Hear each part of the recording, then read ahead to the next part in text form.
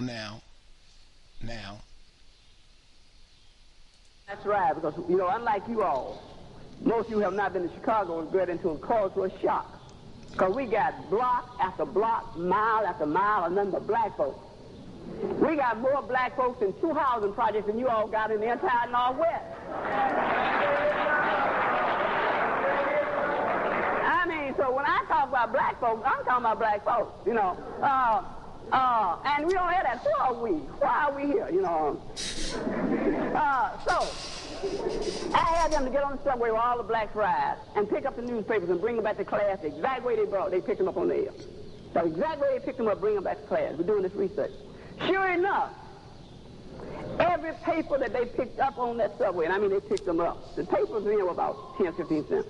Every paper they picked up, it was either turned to Ann Landers or turned to the astrology page. Astrology page. So right every day, if you notice, watch this. Whenever we get papers, that's how serious people, that's how they are mental side is programmed up. And mental side, as I told you, is defined, as the sister told you, is defined as the deliberate and systematic destruction of a group's mind, with the ultimate purpose being the extermination of that group. He who controls minds controls the hands. He who controls the brain controls behavior. Very simple. Nothing complex about that. So you have blacks, if you look on the paper, they'll turn straight past the front page, stop at Ann Landers, and then go to the astrology page, and then put the paper down. Put the paper down. And even men of you, I'm not serious here, carry on serious discussions about astrology. Now let's just deal with that mental style process. How can you deal with astrology when they admit that Julius Caesar decided to put a month in? You know, here they screwed it up so much that we got February, 28 days. And by the way, that's our month. They gave us the shortest month in the year. And I'm making a suggestion here tonight, and I hope you carry it on. Let us start having in January 1st, because I'm getting tired of traveling for 30 days every year. Let us start in January 1st, I'm very serious, having Black History Year and White History Month, White History Week. Seriously.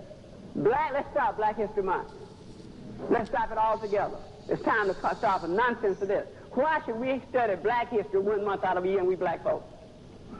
That's mental side. You don't hear Italian month, history month. You don't hear Irish history month, Jewish history month. Number one, they ain't got no history. But anyway, you don't hear. Yes, they do. Let me stop here. Yes, they do have history. Yes, they do. It's bad, but they have it. Now, so when we look at suicide, for example, to show you about mental side, all the things they say that create and keep people, and we do have brothers and sisters committing suicide. I don't want killing themselves, not committing suicide, killing themselves. There's a difference. I'm going to tell you about the difference, about the definition. All of the conditions that produce suicide in other people, that they think produce, that is the feelings of feeling helpless, the feelings of feeling hopelessness, the feeling of feeling powerless, all of those things which create problems for white communities and create the situation where they commit suicide, for the black community was considered as part of our destiny. Believe it or not, for many years, until lately, blacks considered suffering as a way of life, not death. Suffering as a way of life, not death. You didn't kill yourself because you suffered. Hell, if we had that, most of us wouldn't be here. Think about it. How is it that in less than 20 years, the black community now has one of the highest suicide rates in the nation? I'll begin to explain that. And it was out of this cultural imperative, believe it or not, about suffering and how we dealt with suffering, that the blues developed and is now being stolen. And it revealed incomparable soul of black folks that the board talked about. In fact, it should be noted that centuries before European scientists talked about existentialism, centuries before it, blacks had accepted, unfortunately, what I told you. The whole definition of existentialism is this: to live is to suffer. And the ultimate test is the meaning that people find in that suffering, which dictates the way they live and die. So here we had, as black people, all of these years, we lived an existentialist existence according to the white scientists. Now, so before the 1960s, it would have been very difficult for blacks in the United States in any community, even Seattle, to understand black suicide. Before the 1960s, what happened? Given this historical reality, the question must be raised is how could a people who in the worst of times endure can now reflect one of the highest suicide rates in the United States? Right away we began to get into some answers, and I'll tell you this.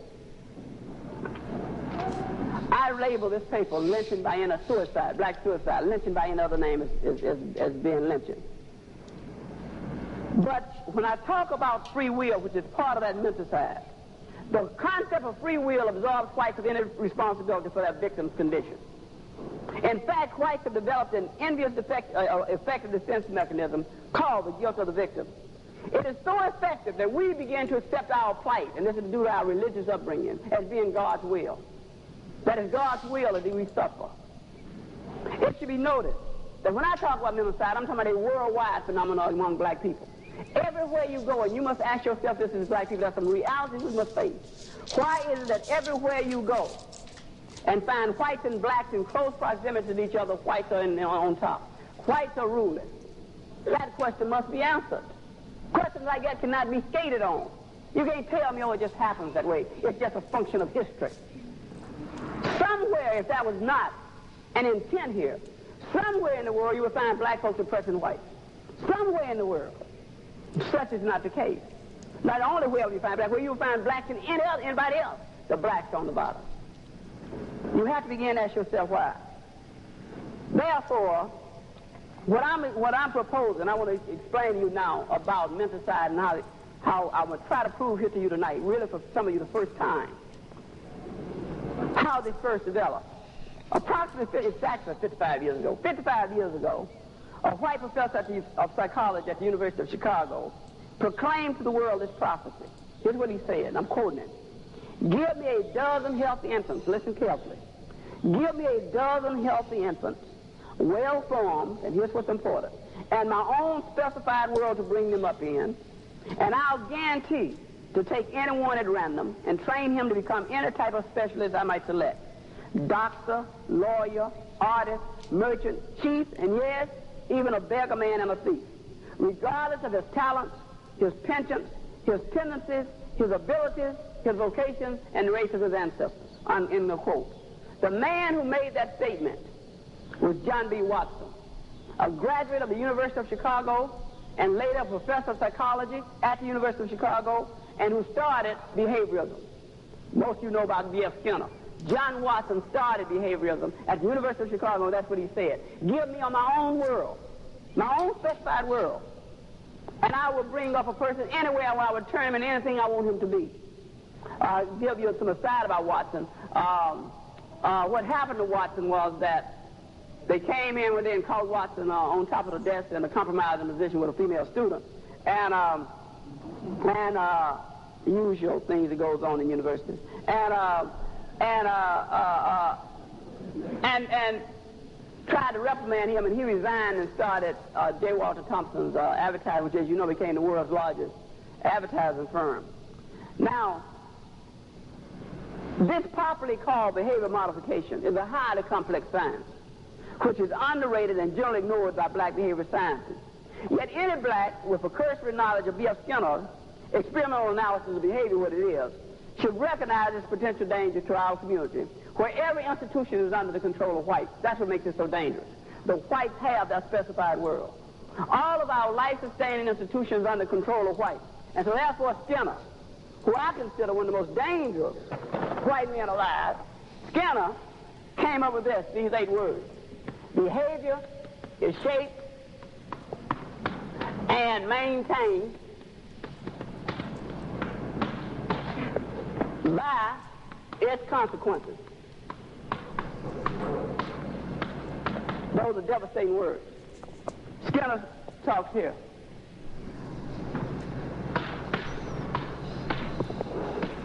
That behavior is shaped and maintained by what happens, by its consequences. Skinner single-handedly... Welcome to another edition of African Americans Ain't African, the talk show that proves without a shadow of a doubt that the so-called African American didn't find himself on the shores of America stuffed in the trunk of a ship. I'm your host, Buck Wylam, and tonight we're going to revisit that Washington Redskins story we did last week because we had some technical problems and the show didn't come out the way I wanted to. It kept starting and kept stopping, and I wanted to give you something that you could comprehend, something that you could use and share with your friends or something. There's a lot of stuff going on in the world with the so-called African American everywhere you look. And that's why I like to play Dr. Bobby Wright, because Bobby Wright, he gives it to us in a way that we can digest it easy. All of our life-sustaining institutions are under the control of other people. But when you talk to the African American, they act like that's not a problem. And it is. And what that attitude makes it makes it hard for us to communicate with each other. Because we have beliefs and ideas that other people have put in our minds that are tearing us apart. And we playing. So this is why we bring you this type of information that African Americans ain't African. We got to connect ourselves back to this planet, y'all. We want to ride in everybody's car. We want to be in everybody's religion. We want to send our kids to everybody, but we don't want to look inside of ourselves to see who we are. We don't want to look inside of ourselves to see why all these people bum rushing you to get your stuff and you trying to run and get theirs. So we're going to look at this Washington Redskin story and how we're misinterpreting the whole thing. We all out in left field. If you saw the people that was talking about it's racist, it ain't nothing but white people.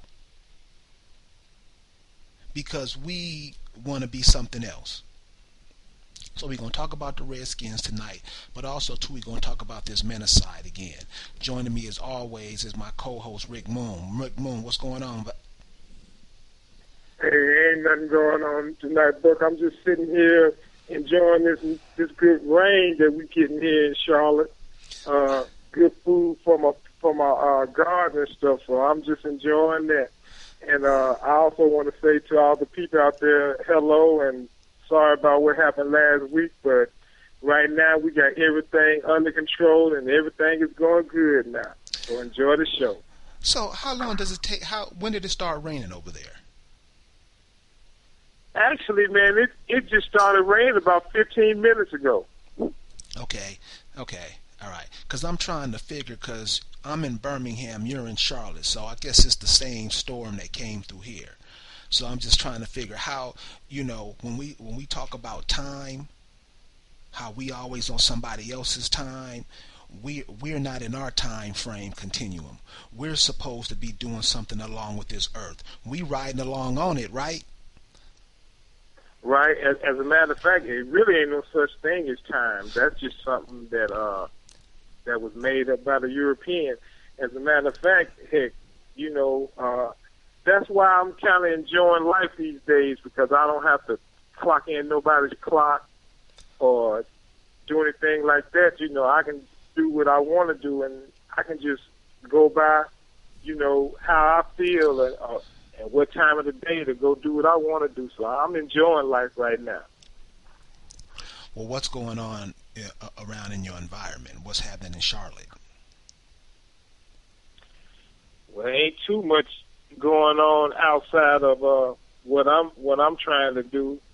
Most of the people here are still stuck in the dark ages. So, I'm trying to put a little word out.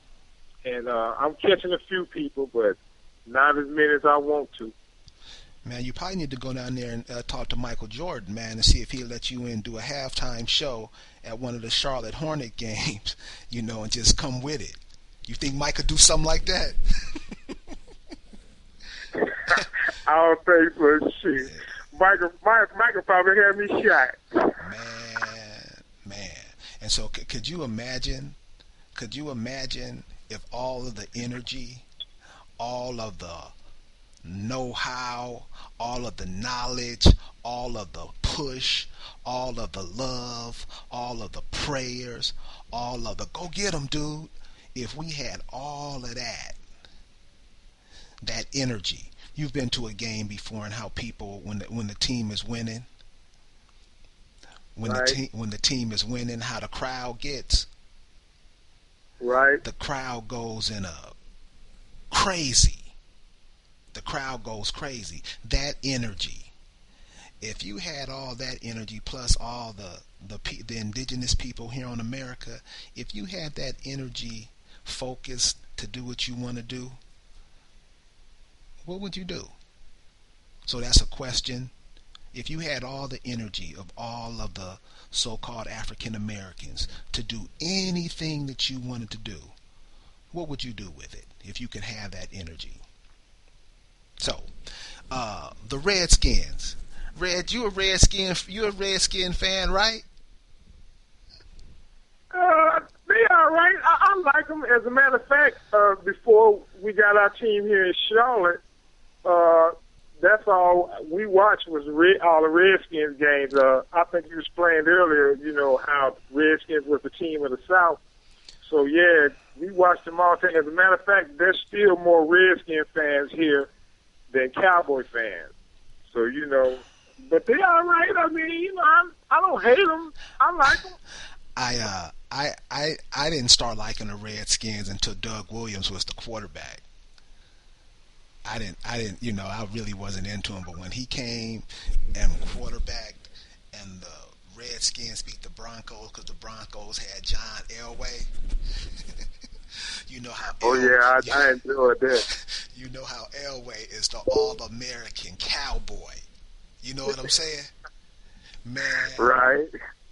Doug Williams came in and showed out. That's when I was like, yeah, that's another in this journey we take. That's another part of the puzzle, that helped me start to see stuff clear.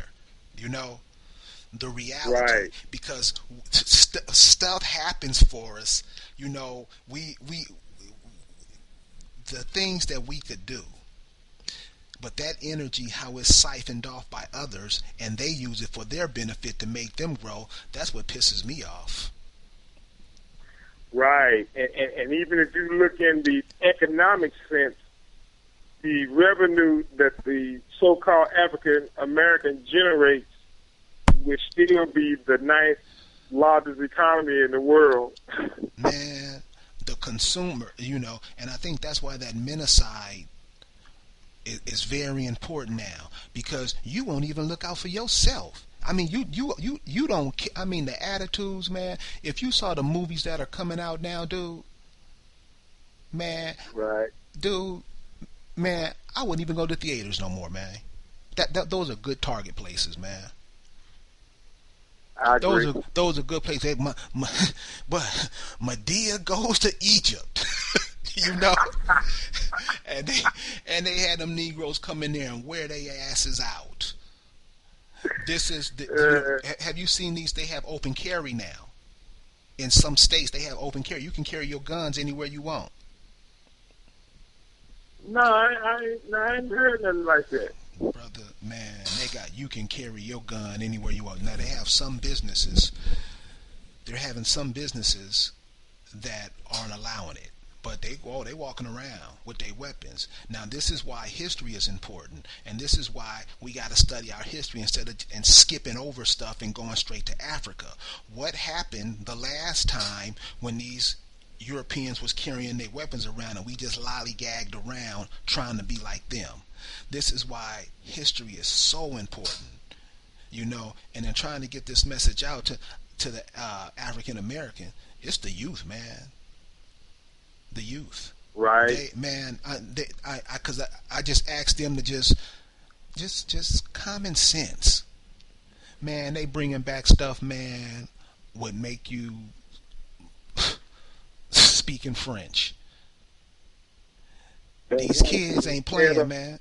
Trying to figure out what happened during this slave trade and bringing these so-called Africans from thousands of miles away. You need to be concentrating on what was happening during the Jim Crow years. Because that's Yeah. what they're trying to bring back. Yeah, yeah. And we're not even, and the older brothers that are like I'll say the civil rights generation, brother, they've invested. They've invested in the system, so I don't think talking to them because they're not trying to share information. You know, they've been trained in the system. They've been trained to just focus on one thing for them. They haven't been trained to look at the group. The group is the United States. That's why they go stand up at these basketball and football games. They stand up to support. They support it. Notice when you go somewhere, notice the Negro standing up for the Star Spangled Banner. And check out the enthusiasm they have. Those are African Americans. They're phenomenal. They're people, but they're not in control of themselves. Other people control them. And if you tell them, hey, look at that, man, they'll spit in your face. And that's what the African American is. It's not a self-defining people. Other people define it.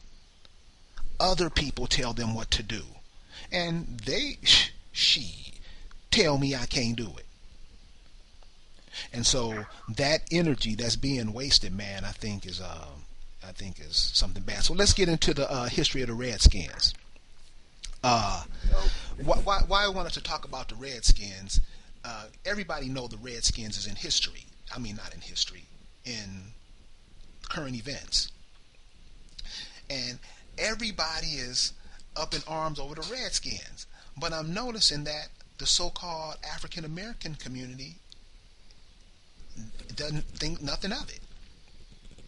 And so I want to ask the question, why? I think what I'll do, I'll just go around the city with the camera and do that and say, wonder why?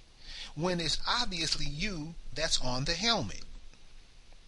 Now, this is where menticide comes in. This is where menticide comes in, where all you're thinking is destroying yourself.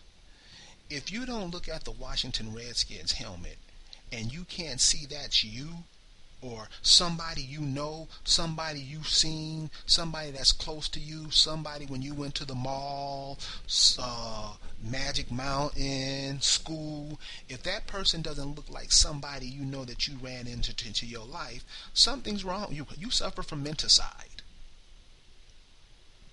Now check this out. Now they have white folks claiming that it's them. White folks saying it's white folks up there calling it racist. You can see it. African Americans ain't African on the Facebook chat room. Go check it out. White folks are claiming that's them, and it's like we're not even paying attention. The throttle is full on this African American stuff. African is a term. It's a political term to let you know what is about to happen to a people. The first time it hit, look at Northern Africa. Stripped of all its resources, people, sucked it dry. It's a desert today. And that's where you claim your home is? For real, cuz? What you say, Rick? Yeah, it's something else. It's something else. Those not even the people that's there now. They're not even the same people, and we still claiming them though. But on this Redskins thing, you know, it's funny. I was watching the little video that you posted up on African Americans Ain't African, and they was talking to one of those Europeans, and he was talking about. Not only did he mention the Redskins, but he also mentioned the Cleveland Indians and the dark mascot that they have with the big shining teeth on it. They didn't like that either.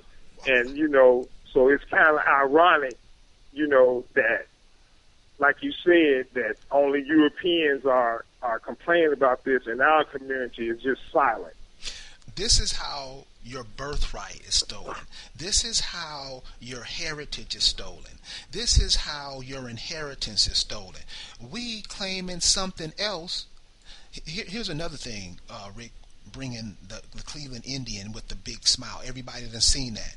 Haven't you seen that smile on the Sambo picture too? Yep, For the toothpaste? that's right. Yeah, I remember that. So those are those connected in some kind of way, Rick? Oh yeah, as a matter of fact, for the people who was listening last week, y'all probably heard me say this, but check out what Howard Stern had to say about this. He said that it's so offensive, and that logo is that big Redskin. It's like you had the Washington N-words, and you had Sambo with his watermelon. Just change the explicit name. Right. Home of the free, land of the brave.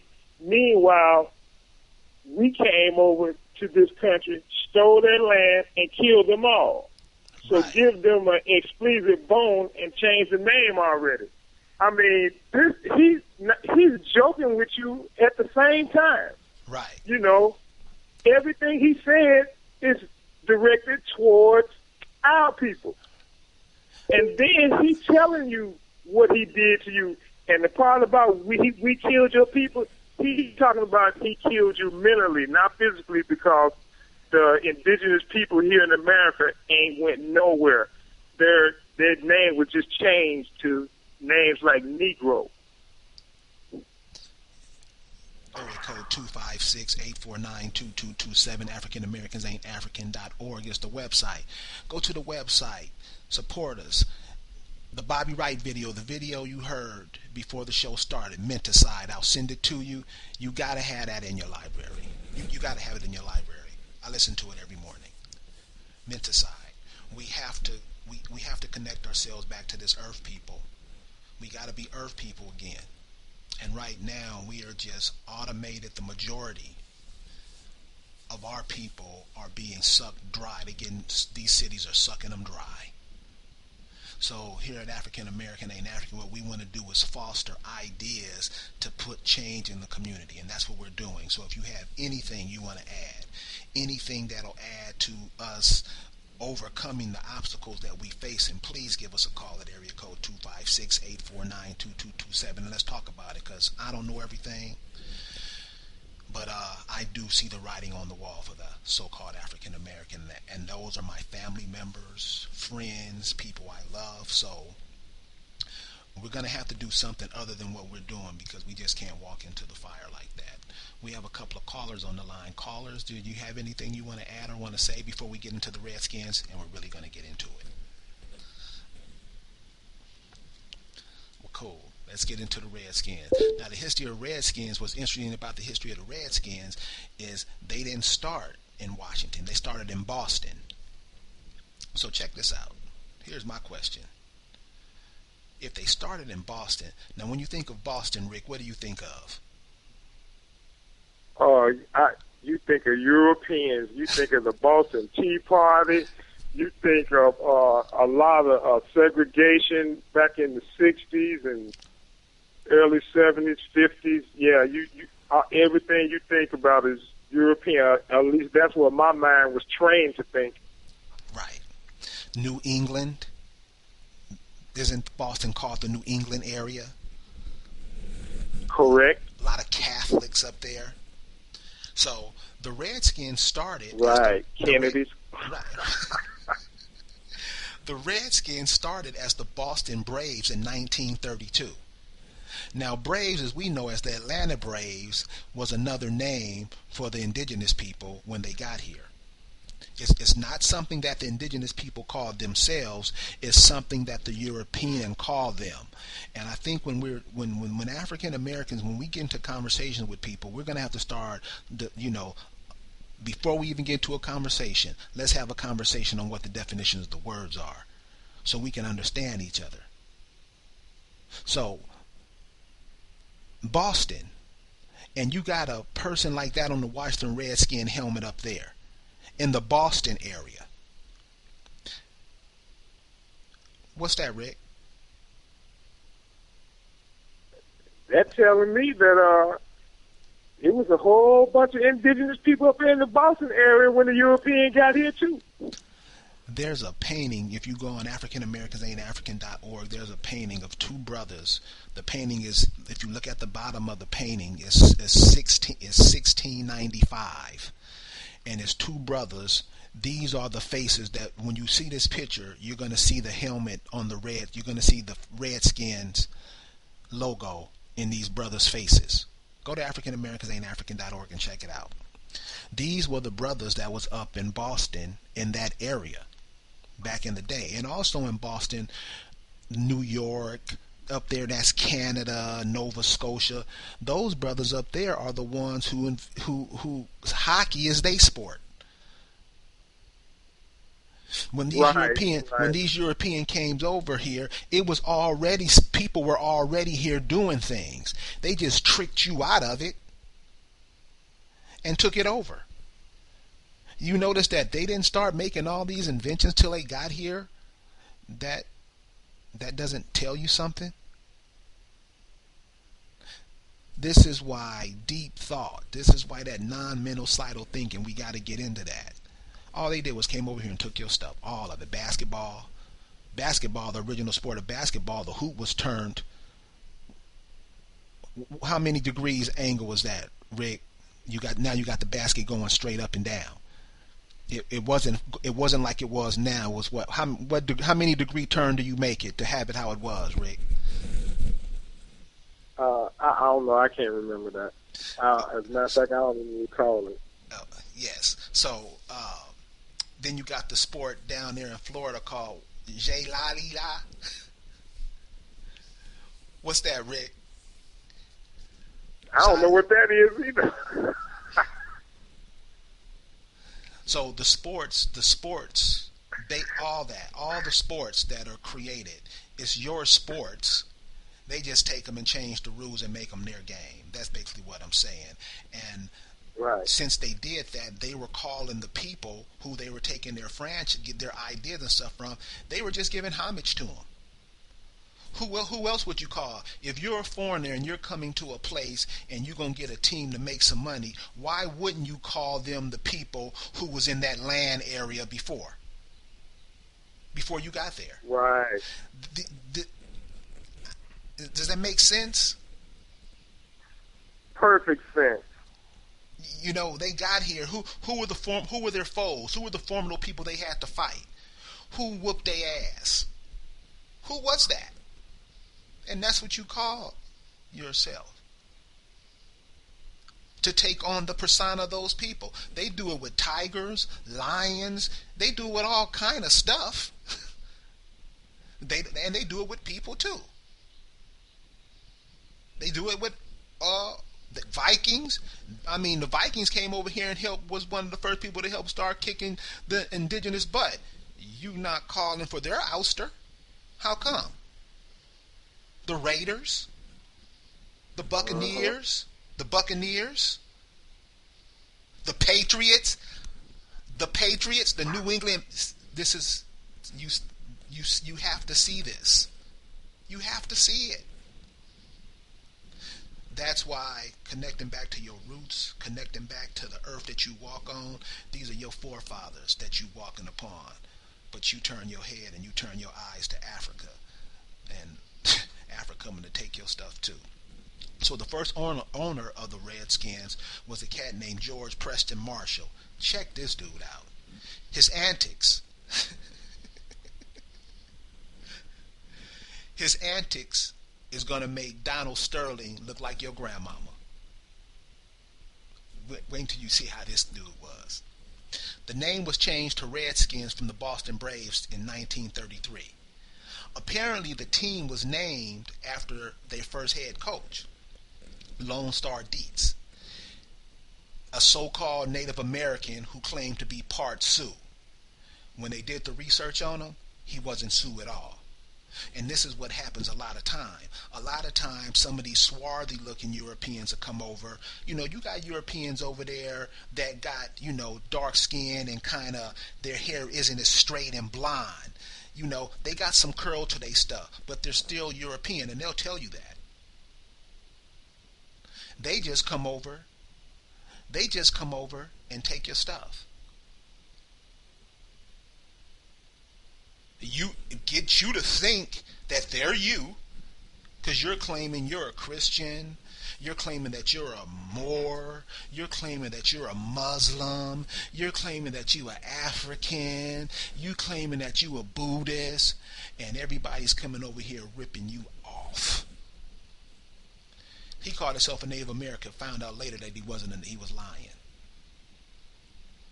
Now, for this show, I always want to have the listeners to have the picture of the logo in your mind. Just look at it. Matter of fact, look at a picture. Find a picture with the quarterback on it, Robert Griffith III, where he's wearing the logo, and tell me what you see.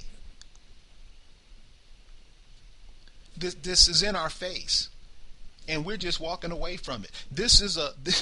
I don't want to sound religious or nothing, but this is like a sign, and we just not even paying attention to it. What you think, Rick?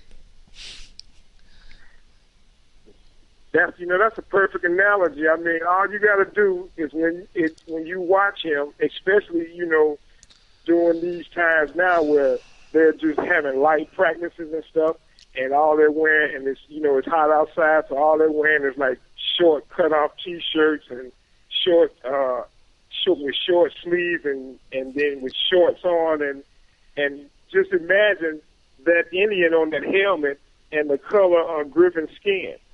Yes. I mean, it's almost a perfect match, and we don't notice that. So, Rick, would you say, now this is what I'm saying. This is where I say the mental side comes in.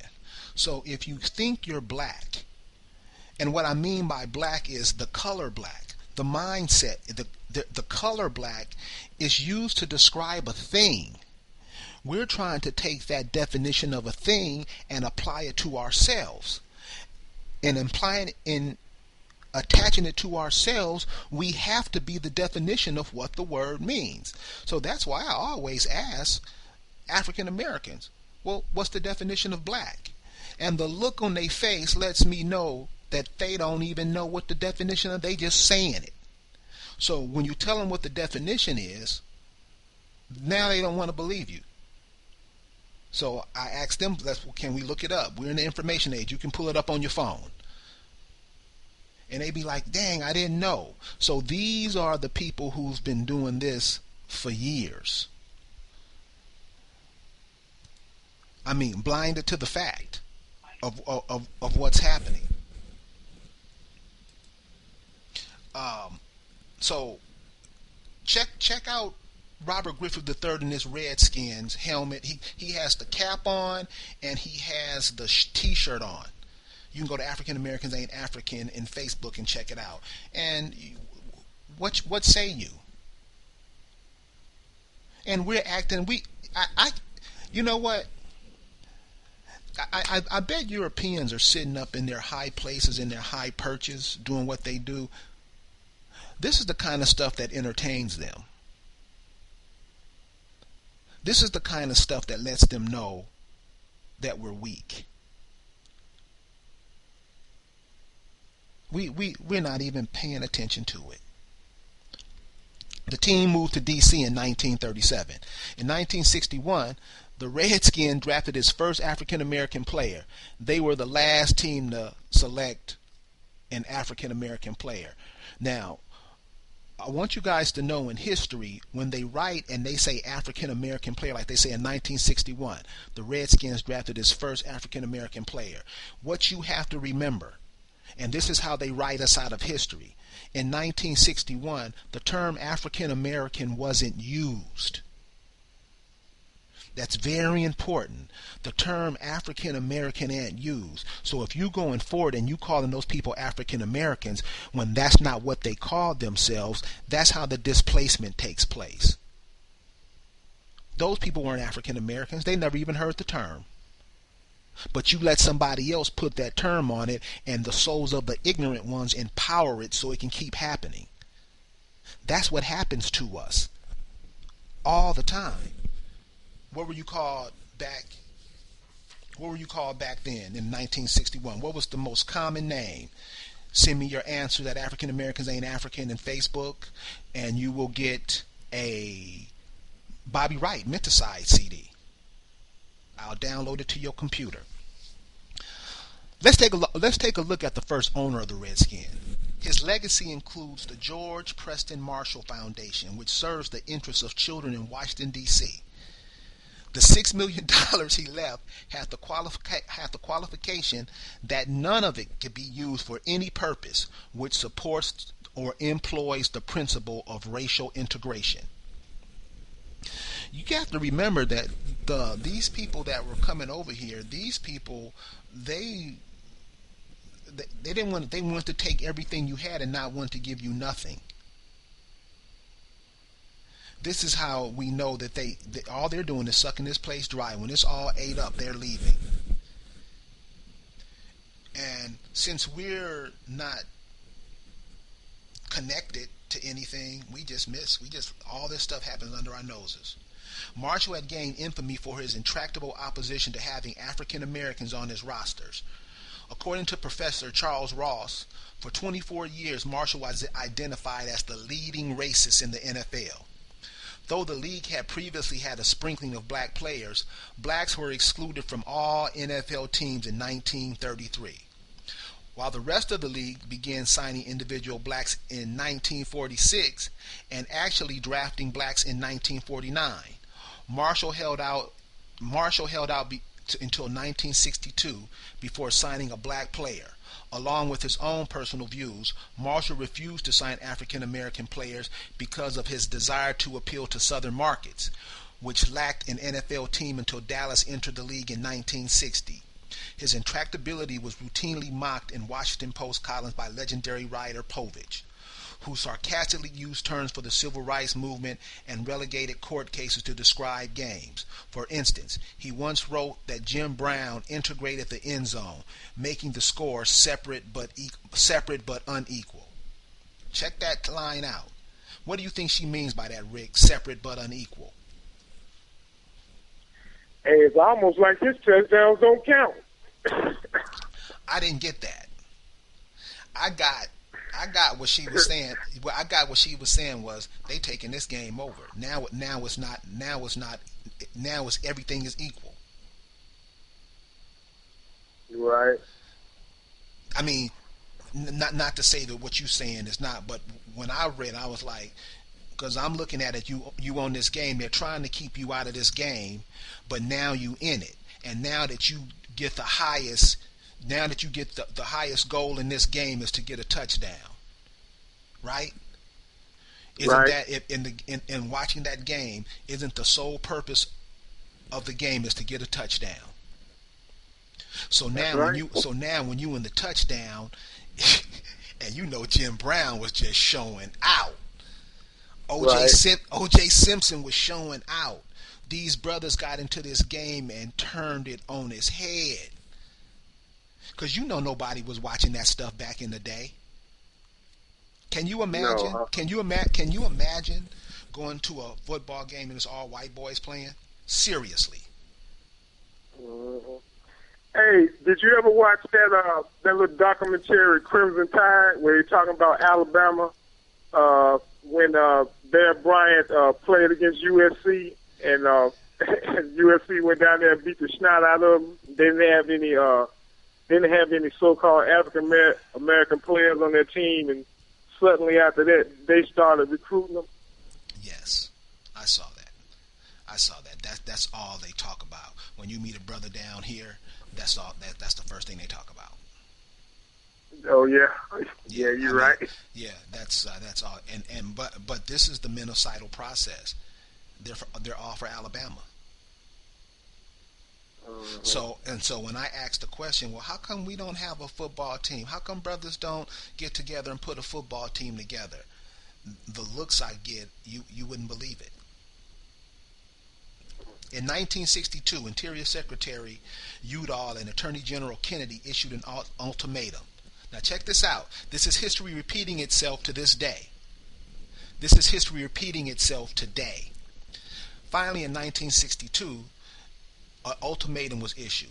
Unless Marshall signed a black player, the government would revoke the Redskins' 30-year lease on the year-old D.C. Stadium, now Robert F. Kennedy Memorial Stadium, which had been paid for by government money and was owned by the Washington city government, which then as now is formally an arm of the federal government.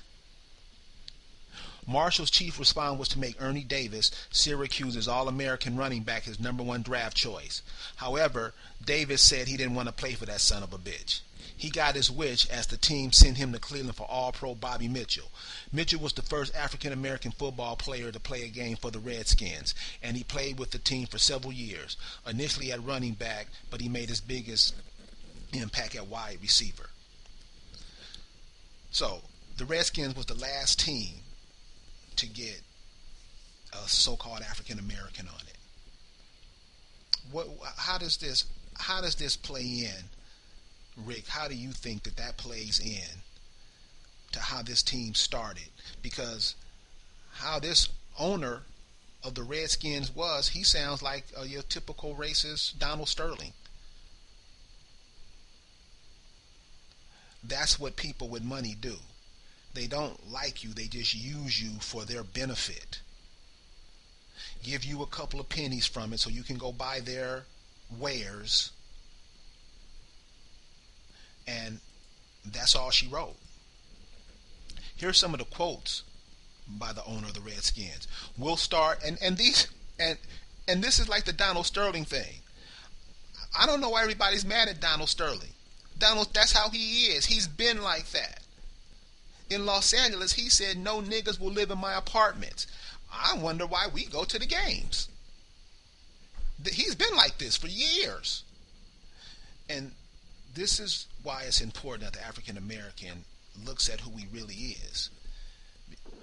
And I think that's the only way that'll solve the problem. Check out this quote. We'll start signing Negroes when the Harlem Globetrotters start signing whites. What you think about that, Rick? I'm sorry about that. I don't know how I hung up on you, but sounds like to me that he felt like he was being forced to put so-called African Americans on the team, and he really didn't want to do it. And I can't understand why we didn't see that. And another thing, I think we could put, especially in sports like basketball and football, we could put them out of business if we had our own leagues, because I don't care what nobody say. People want to see the best. Yes. And they're going to watch the best. We will put them out of business. Not as many might not come to our games, but some still will come, though. And we still got ourselves, and we can make all the doggone proceeds, but we ain't looking at stuff like that. So what will it take to start looking at things like that, Rick? Because I hear what you're saying. Because if we were sitting at a bar somewhere, and you came in, there was a couple of brothers sitting down there having a couple of beers, and you came and said what you just said, what kind of reaction do you normally get if you ever did that when you went out? You know what? Most of the time, I really don't get a response. It's just like things that make you go, and I never get a response. Here's a quote from the Interior Secretary Udall on Marshall's refusal to integrate the Redskins. I think it is quite plain that if he wants an argument, he is going to have a moral argument with the president and with the administration. I'm going to read that again because, remember, this is like 1962, 1963. This is the civil rights. This is the civil rights era. This is right when that's going on, right in the middle of that. But check this out. I think it is quite plain that if he wants an argument, he is going to have a moral argument with the president and with the administration. And why I want you to focus on the word moral is because these people have no morals. They have no morals. So this is one of the things that if you probably look back in history, I hadn't looked at this, but this is something that probably King, Malcolm, the Nation of Islam, these were probably some of the things that they were involved in to make change, asking these tight questions, because back in the early 60s, it was still a cohesiveness in the community.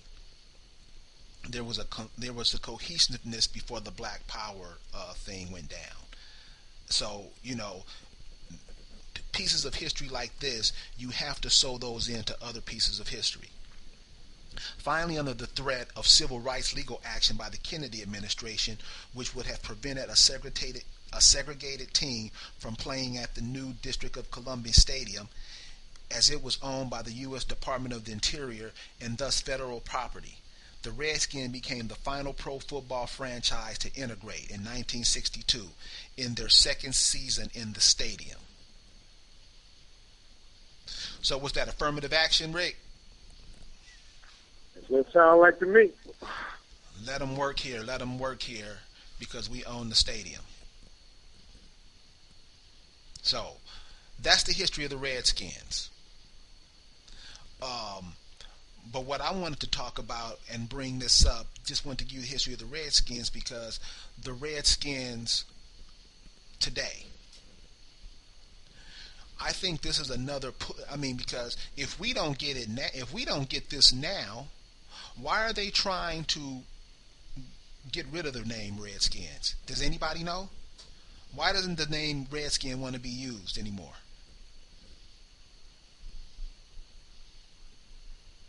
That's just another bit of our history they just want to wash away. But I want to know why the people who they're talking about not even complaining about it. It's white people who are saying stop using that term. The African American's not saying that. And the African American thinks he's an African. He doesn't think that's him. I ask all brothers, Rick, if you turned your head, you look like that cat on the side of the helmet. You hear me on what I'm saying, man? So, the Redskins name, they're trying to get rid of it. The reason they're trying to do that is they're trying to write you out of history. Are they going to change the name of the Blackhawks? Are they going to change the name of the Indians? They're erasing your heritage right in front of your face. Right in front of your face. And we don't even want to look at it. Area code 256-849-2227. African Americans Ain't African Radio. African Americans Ain't African.org. Go to our website. Buy some DVDs from us. Buy some CDs from us. Help us over here. We're also in Facebook in the African American Ain't African chat room. We have some nice conversation going on in there. The youth are incredible. The youth are incredible. All you got to do is tell them, and they're going to bring it back. And I think that's a resource that the African American can't afford to lose at this time. We can't afford to lose it. We have a few callers on the line. Any callers have anything they want to bring or add to the conversation?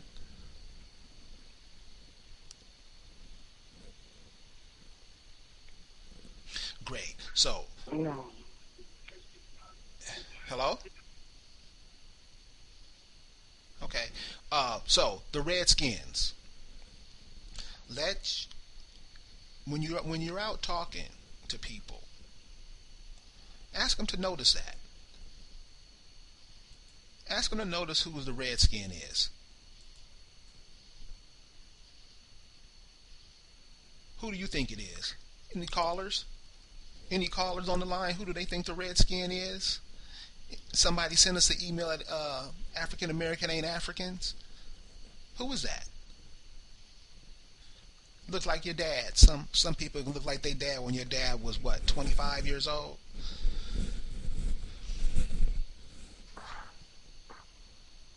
We can't give up our heritage like this. I'm not, and don't get it twisted. I'm not saying the name should be called Redskins, but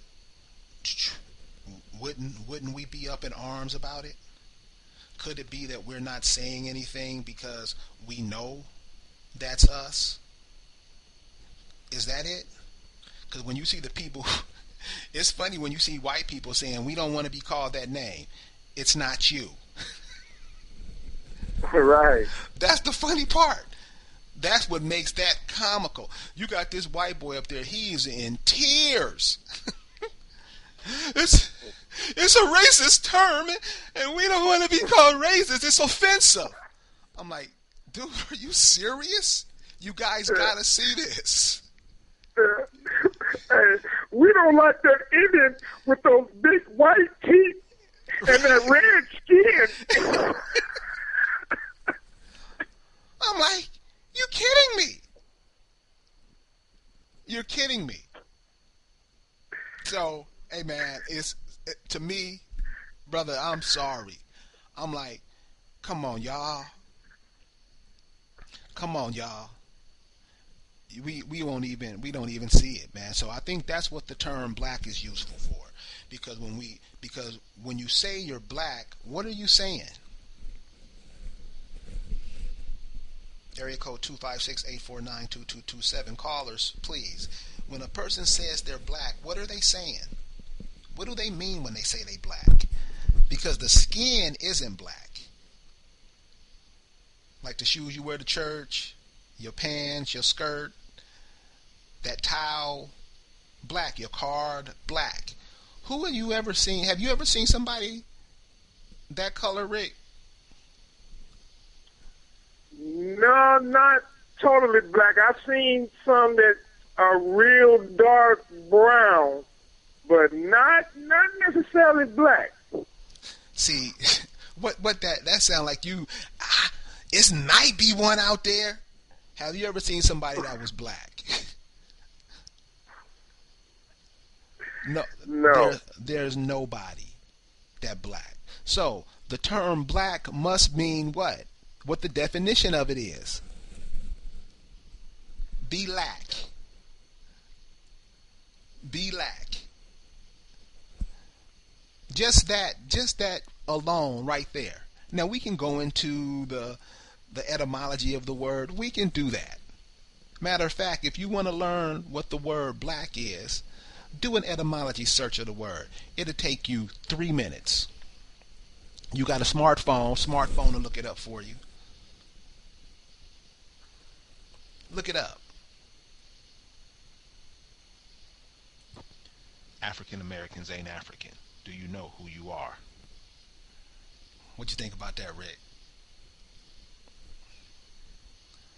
Yeah, you gotta start learning what these words mean, because they are using them against us every day, and we just claiming them, and it just keeps on writing us out, and we're forgetting. And I agree with you on when you was giving props to the youth. I'm very, as a matter of fact, they're doing better than I expected, and it's good to see that a lot of young people are starting to come to life, because they're the ones who probably going to be the one that's going to straighten this whole thing out. I just hope I'll be around to see it. Oh, well, I think you're around seeing it now. I mean, there's changes happening, but remember, you see Babylon falling? Oh yeah, I see it every day. As a matter of fact, I tell Europeans, because they try to put all the pressure on us. I said, oh no, the pressure's on you. You're the one that's going to have to make a decision, because you already know that you're finished. Right. So when we say these words, and this is the example I like to give. Let's say you're married. Those of you who are married, you'll understand it. Those of you who are not, girlfriend, boyfriend, whatever you have. Let's take a simple scenario. You're with your girl one night, and the moon is out, music is in the background, sin is in the air, and you walk up to your girl and say, baby, you know sometimes you just make me want to scream. What would she do? What reaction would you get from her? How would she react? you would put her in another state or him in another state. They heart may change, and many of you have been there. So the words that we use are power. We cast spells with them. We can put ourselves in a conundrum our damn self.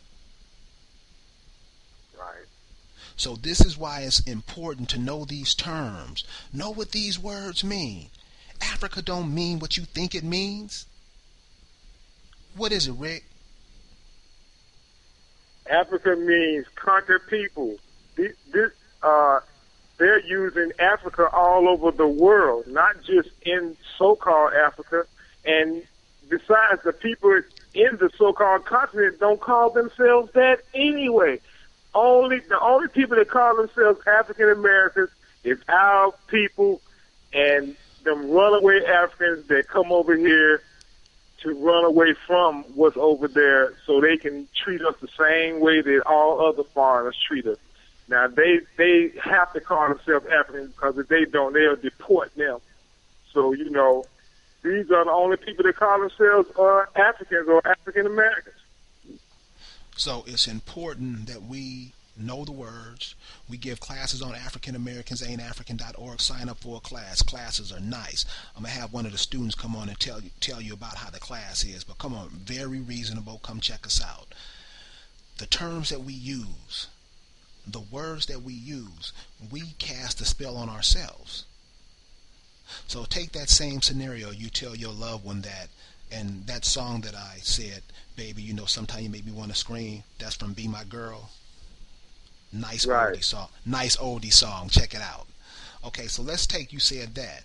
But then the next time you take that same scenario, out in the moonlight, music popping, got some Barry White in the background, and you come up and do some Jerry Springer.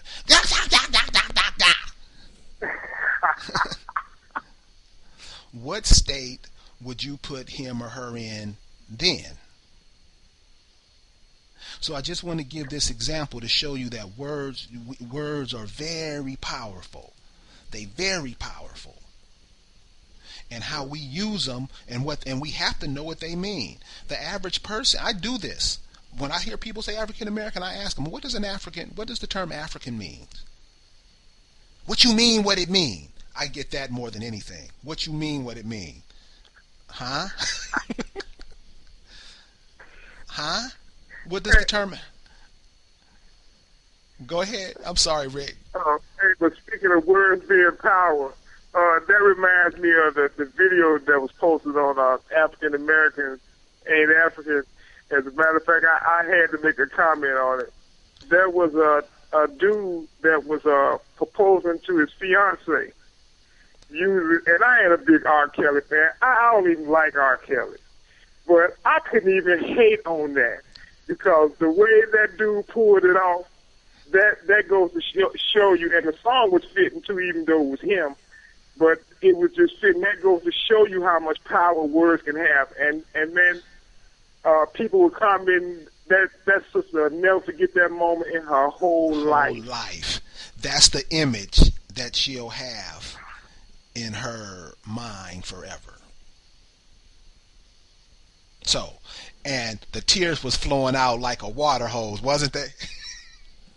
Oh yeah. Yeah. So the words we use have power. That's why we shouldn't talk about each other. We shouldn't dog each other out. And the biggest example I can use is, you know what I'm starting to notice, Rick, is that when they come out with these movies for these cats, it's something about those movies that's not cool. Because you notice when they make movies about us, all it is about entertainers. The African American is never going in space. It's always some comedy. Very rarely if it's serious, and if it's serious and it's produced by African American, it's not getting to the screen. And then if the ones that do it, those movies aren't supported as much. These and images, the ones that these Europeans let other folks into, now they're starting to use African actors and actresses instead of the ones over here. Have you noticed that? Oh, yeah. Have you noticed that? Rick, I'm serious, Oh, dude. yeah. You know what? Hey, that's why I said it, because I noticed it. Hey, man, I was like, I wasn't going to say nothing because, man, I tell people stuff like that and they be like, man, you out your... I'm like, are you serious? They got Mexicans about to play Aaliyah. So this is what I mean about how menticide is implemented on us. We fall for this stuff, man. This is how they write us out of history. So in closing, I just want to close out with this. I'm gonna give it to you, Rick, before we shut all the way down. This is what I'm saying, y'all. We better connect ourselves back to this earth, because it's the only thing we got left. If you're looking and seeing what's happening to these corporations that are shutting down, people aren't getting their pensions. Check out them stories. Check out these people in Chicago. They don't own houses. They just signed some kind of payday loan thing for their houses, and they paying double and triple what the market for the house is going on. This is in Chicago, one of the metropolitan cities. And we can't take everything that we make in these cities and turn it around and come down to these lands that we walked away from so many years ago and start putting it down. We couldn't do that. The African American is not capable of doing that. What you think, Rick? You know, I've seen older people, like in their 60s and 70s, stuff like that, and I've seen the talent that they had, and the first thing I think about is, man, I should have been able to do that. And, you know, we just can't do nothing. And, you know, and fortunately I caught on early enough to where hopefully I can accomplish something before I leave this world or before I turn it over to anybody else. So, but man, there's so much out there that we can do that's so easy. As a matter of fact, if everybody check out the African Americans and African website, there are plenty of articles on there on how to do stuff. They're real simple, cost effective, and all of that. Just check them out. They get posted all the time. So here's an idea. Brothers, if you're listening, sisters, if you're listening, if you got some sons, if you got some nephews, why don't, instead of for Christmas everybody getting PlayStations and stuff, why don't you get, this is just a suggestion, why don't you get a solar making kit? Let's start doing solar panels. Instead of paying car notes, let's start making and selling solar panels. Let's start doing that. And one thing that African Americans always do, what you doing? Like I'm serious, man. Like we the only people who think somebody can do it by themselves. I'm like, when you go to them Asians, is it one person selling you hair behind there, or is it a few people in there? You're going to them. Why, when it comes to you and it's time to do something, now you don't want to be a part of it, you cut yourself off of it, and now you do it? That's menticide. What were you saying, Rick? Oh, no, I wouldn't say anything. We're going to do, I did want to ask this, I guess we don't have time to do a bleach out tonight. If you want to do it, do it. Well, you know how things be going. It's how, you know, when we go past the hour. But I mean, we still real quick, because I did it last week, so I know. Yeah, go ahead. Go. Yeah, I can do it again, but go anyway. ahead. What'd you say? I said, knock it out. Oh, okay. In this episode of the Boule Bleach Out, it's dedicated to Malachi York and his followers, who I have to give credit. I got a lot of the information about last week's reach out on Noble Drew Ali from them, but I corroborated everything they said. It all came out true. So I have to give them credit, but it's only fair that I have to get y'all this week. As a matter of fact, I have a little history with York because I met a brother in Colorado that was a member of the Ansar Allah community, and talking to him, he convinced me a lot of stuff because I was still searching, from who I am, what I need to do. I still was confused, and I almost actually joined them, but I didn't. So, and I'm very glad why didn't you that join I them? did. Why didn't you join them? Say what? Why didn't you join them? Actually, I didn't join them because I talked to you when I left Colorado and came back to California. I don't know if you remember the conversation, but I actually talked to you about it, and then you said a lot of stuff that made sense to me, so I changed my mind. Okay. Yeah. I'm sorry. But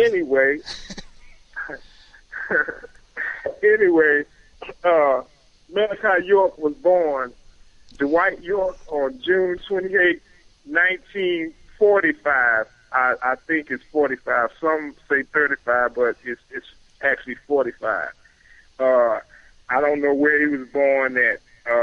They say he was born in Boston, but he swear he's been born in a few places, and later on you'll find out that this dude has a lot of different faces. Anyway, he's right now currently serving 135 years for 3 counts of transporting minors in interstate commerce for the purpose of criminal activity, 1 count of travel in interstate commerce with the intent to engage in criminal sexual activity with minors, and 3 counts of structuring cash transactions. And supposedly he still has 77 charges pending, sexual crimes, which he has already pleaded guilty to. They just haven't sentenced him yet. And like I was saying earlier, this guy has had a few faces. He started out in the late 1960s calling himself Imam Isa, as he combined elements of the Moorish Science Temple, the Nation of Islam, the Nation of Gods and Earth, which is an offshoot of the Hebrew Israelite, and Prince Hall's Freemasonry. He called it Ansar Pur Sufi. Then in the 70s, he changed his name to Isa al-Hodi al-Mahdi, in which what he did, he convinced members of the Muhammad al-Mahdi family over in Africa, in the Sudan, to finance him to start this new Ansar Allah community, which is based on Islamic and Judaism principles. As a matter of fact, they actually recognize the Old Testament, and they recognize the first 4 books of the New Testament, and they recognize Revelation, since John, who was one of the disciples, wrote Revelation. You want to know? They call themselves Muslims. You know what I'm seeing? You know what I'm saying, Rick? They have a lot of Islam principles in it too, and as a matter of fact, that's what I remember. You know what I'm saying, Rick? Rick? Later on, he changed to the ancient Egyptian principles, getting ideas from black nationalism, cryptozoology, which is the study of hidden animals, not proven to be in existence. He got into a lot of UFO type religion stuff and conspiracy theory. Okay, in 2002, he was arrested with 100 counts of sexual molestation of children, some as young as 4. Now, a lot of those charges were dropped and stuff, so that's how that was. Some of the names of the organizations that he started, a lot of them, and all of them are either religious, fraternal, or tribal names, like the Holy Tabernacle of Ministries, the Egyptian Church of the Kairos, the Holy Baptist Synagogue, the Ancient Mystic Order of Melchizedek, the Ancient Egyptian Order, All Eyes on Egypt, the Nubian Nation of Moors, Yamasee Native American Tribe, the Washita Tribe, Lodge 19 of the Ancient and Mystic Order of Melchizedek. Now, I don't have any proof of this guy being involved in Masonic or being a Mason or in kind of Shriner activity or anything, but he did get a lot of his stuff from him. So, you know, as a matter of fact, he wrote a book today, not too long ago, called Sodom Misinterpreted, which what he's doing, I guess he's trying to make it okay for all those sexual crimes that he admitted his guilt to, and trying to make it like it's okay. And what? I'm like, wow, this guy is something else, you know. And repeat the name, what more Rick. else can I say about this guy? Hey, if you're a follower of his, hey, peace out, because I can't get with this, and I'm glad that I changed away from it. And there was your episode of the Boule Bleach Out. Stand by for next week's episode, where next week we will bleach out another sellout. Rick, come on, man. Sodom what? It's called Sodom Misinterpreted. You're kidding me. I wish I was. As a matter of fact, if you watch one of Sarah Sugasetti's videos, he talks about it. He goes a little in depth into it. And although he ain't my tip of tea either, he's a future bleach out candidate too. But he does a pretty good thing on it. Wow. Well, cool, man. Well, thanks for that bleach out. So basically, what you showed is that how these people come in and just break down the community.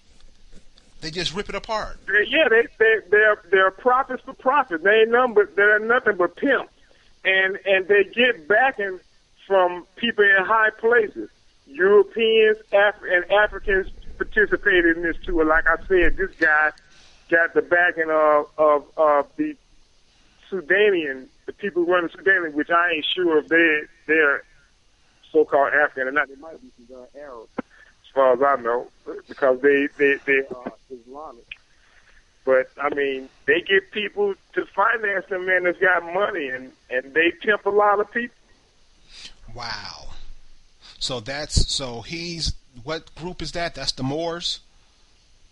No, that's the Yamasee Native American Moors of the Creek Nation, which is the name that they're using now. As a matter of fact, they were trying to use that excuse to get him out of jail, that he was indigenous Yamasee. But since that didn't work, now they're trying to use that he was like a consultant to Charles Taylor over in Liberia. Wow. Well, thanks for the bleach out, Rick. And so this is what I'm seeing in conversations with these cats. I mean, you can feel the vibration, that same type of vibration. Nothing but confusion. So, if you know somebody that's confused and you want to get them unconfused, have them come check us out on Tuesday and Thursdays, 9 p.m. Eastern Time, 8 o'clock Central. Let's have conversation. Let's talk about what's going on with it and see if there's something, anything that we can do or say to change the vibration in this piece. For Rick Moon, I'm Buck Wylam. We'll see you Thursday night. Everybody have a good evening, and we'll see you next time. Good night.